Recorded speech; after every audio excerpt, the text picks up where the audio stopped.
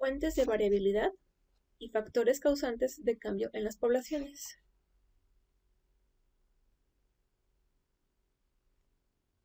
La variabilidad son esas diferencias que puede haber dentro de una misma población o entre diferentes poblaciones. La variabilidad es necesaria para la evolución y son cambios a través del tiempo que tienen las especies en su genotipo y en su fenotipo. Como podemos ver aquí, los frijoles son diferentes especies y hay una variabilidad. Eso es entre diferentes poblaciones, y entre organismos de la misma población puede haber también variabilidad, como estas catarinas. Existen factores que generan esa variabilidad, que pueden afectarlas directa o indirectamente, y son las siguientes. La primera es la deriva genética. Como mecanismo de evolución, se produce un cambio al azar en los alelos. No se sabe en qué alelo. Uno de repente cambia. Y este cambio a través de los años hace que algunos genes que eran recesivos, es decir, que no se expresaban, pasen a ser dominantes o simplemente desaparezcan. Tienen dos opciones: o reaparecen y se vuelven dominantes, o desaparecen. Puede ocurrir en cualquier tipo de población, pero es más fuerte en las poblaciones pequeñas. Como se ve aquí, una mariposa que de repente se expresó el color café, pero ese gen no les ayudó a adaptarse, por lo tanto desapareció. Como se ve aquí, una población con diferentes alelos, de repente este verde se reproduce. Después, en la siguiente generación aumenta, y en la siguiente generación hay más individuos con ese gen o ese alelo.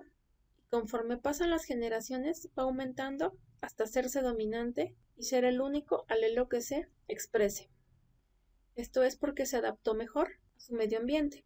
Dentro de la deriva genética tenemos dos efectos. Uno es el cuello de botella. En este se reduce drásticamente el tamaño de la población. Puede ser por una catástrofe o por alguna otra situación del ambiente que no les permite sobrevivir. Entonces se reduce la población. Por lo tanto, los genes que quedan en esa población pequeña generan poca variabilidad. Entonces, el disminuir la variabilidad va a traer como consecuencia que se adapten mejor o que se extingan. El otro es el efecto fundador.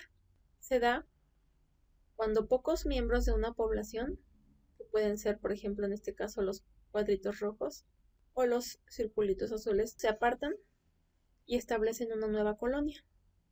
Entonces, esta nueva población tiene muy poca variabilidad y de la misma forma, ya sea que les permita adaptarse a su medio esas características o que generen que se extingan. El otro es el flujo de genes. Aquí se introducen genes externos a una población, ya sea por migración o por el viento, en el caso de las plantas. Por lo tanto, con los organismos van los alelos de un lado a otro, hay una transferencia de alelos, se mezclan y hay un intercambio de material genético generando una nueva característica. El flujo de genes tiene mayor efecto cuando hay mucha migración, porque entonces hay mayor intercambio de material genético y por lo tanto más probabilidad de variabilidad, siempre y cuando sean de la misma especie, porque si no son de la misma especie no se pueden reproducir entre sí. Entonces este flujo de genes va haciendo que la población cambie poco a poco y van a hacer que los alelos que se introducen, en este caso de este insecto color café, empiecen a reproducirse, se originen más cafés y se vuelva un alelo común. Y entonces cada vez más descendientes van a aportar ese alelo a través de las generaciones.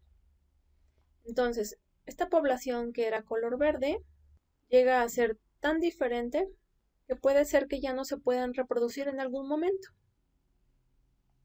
Como ejemplo tenemos aquí a estos insectos que con el tiempo se genera una población diferente a la que tenía los alelos originales, por lo tanto se crea una nueva especie, es decir, especiación, en la cual la población nueva ya no se puede reproducir con la población original porque adquirieron características diferentes. La otra fuente de variabilidad es el apareamiento no aleatorio. ¿Qué quiere decir? Que no es al azar. Cada organismo elige su pareja con la cual se va a aparear y la escoge según su fenotipo, es decir, sus características físicas. Son selectivos o eligen una relación con los organismos más cercanos, es decir, endogamia, debido a que no hay mucha movilidad y eligen a los individuos de su territorio y entonces conservan las características de su especie, como es el pelo, el color, el tamaño, el plumaje. Este tipo de apareamiento hace que se produzcan menos organismos heterocigotos y más homocigotos.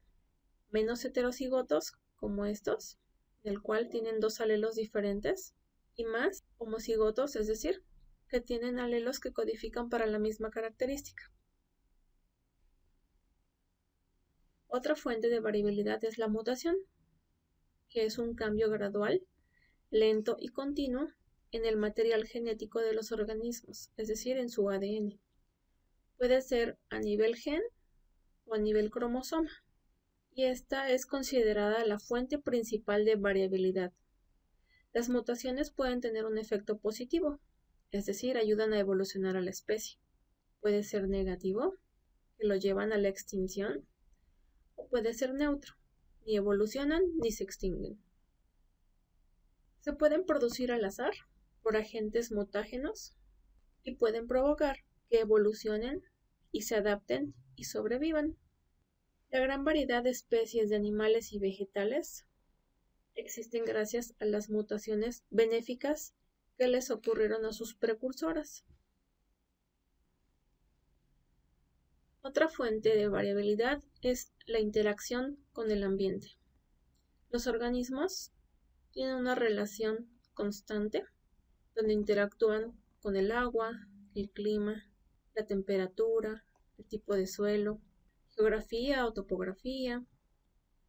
Si el ambiente se mantuviera estable, simplemente no habría evolución. Pero como hay cambios constantes en el ambiente, esto genera que vayan cambiando sus características, que se vayan adaptando a esos cambios y los que tengan éxito reproductivo van a ser los que van a generar los alelos dominantes. La otra es la selección natural, la cual dice que la finalidad es la supervivencia y la reproducción. Pero ¿quiénes pueden sobrevivir y reproducirse? Pues los adaptados. ¿Estás adaptado? Entonces sobrevives y te reproduces. ¿No estás adaptado? Te extingues. Entonces los que sobreviven se reproducen y heredan a sus descendientes esas características que les permitieron tener mayor éxito, por ejemplo, de escapar a los depredadores, y sustituyen esas otras características que no eran favorables. Y con el tiempo van acumulando esas características que les permiten tener éxito y sobrevivir, como el diente de león, que puede sobrevivir aún en las banquetas de las calles, en las orillas de las carreteras, o como se ve aquí, en un lugar donde casi no hay agua. Muy pocas plantas pueden hacer esto. O el camuflaje que tienen algunos reptiles para poder escapar de sus depredadores, o que les permite también ser depredadores. O los camellos, que son de los pocos animales que pueden sobrevivir y aguantar esa temperatura extrema del desierto.